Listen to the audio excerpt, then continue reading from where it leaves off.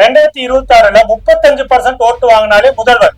ஆட்டம் ஆடுது pass. 2021ல D நகர் கொடுத்த shock. ஒரே ஒரு தெரு ஓட்டு ஒரு எம்எல்ஏவை தீர்மானிக்கும். இது எப்படி சாத்தியம்? 137 ஓட்டு, வெறும் 137 ஓட்டுல ஒரு எம்எல்ஏ முடிவாபாருன்னா நம்புவீங்களா? 2021ல டி நகர்ல இதுதான் நடந்தது. 4 முனை போட்டி நடக்கிற இந்த 2026 சட்டமன்ற தேர்தல்ல 35% ஓட்டு யாரு வாங்குறாங்களோ அவங்கதான் சிஎம் ஆக முடியும். 4 முனை போட்டி ஓட்டு பிரிப்பால யாருக்கு சாதகமாக போகுது? திமுகவுக்கா அதிமுகவுக்கா? விஜய் வராரு, ஓட்டை பிரிக்கிறாரு. ஆனா அது யாரோட ஓட்டு? திமுக ஓட் பேங்க் 41% அப்படியே இருக்குன்னு சர்வே சொல்லுது. அப்ப தாவேகா பிரிக்க போற 14% ஓட்டு யாரோடது? 2014ல திமுகவுக்கு எதிராக மக்கள் நல கூட்டணி செஞ்ச அதே வேலைய 2026ல அதிமுகவுக்கு எதிராக விஜய் பண்ண போறாரு. இதனால லாபம் யாருக்கு? இந்த செய்திகள் குறித்துதான் லிங்க் செய்யப்பட்டிருக்கக்கூடிய மெயின் வீடியோல வந்து பேசி இருக்கிறேன். மறக்காம மை சென்னை 360 சேனலை சப்ஸ்கிரைப் செய்வதோடு அந்த மெயின் வீடியோவை உங்க நண்பர்களுக்கு ஷேர் செய்யுங்க தோழர்களே.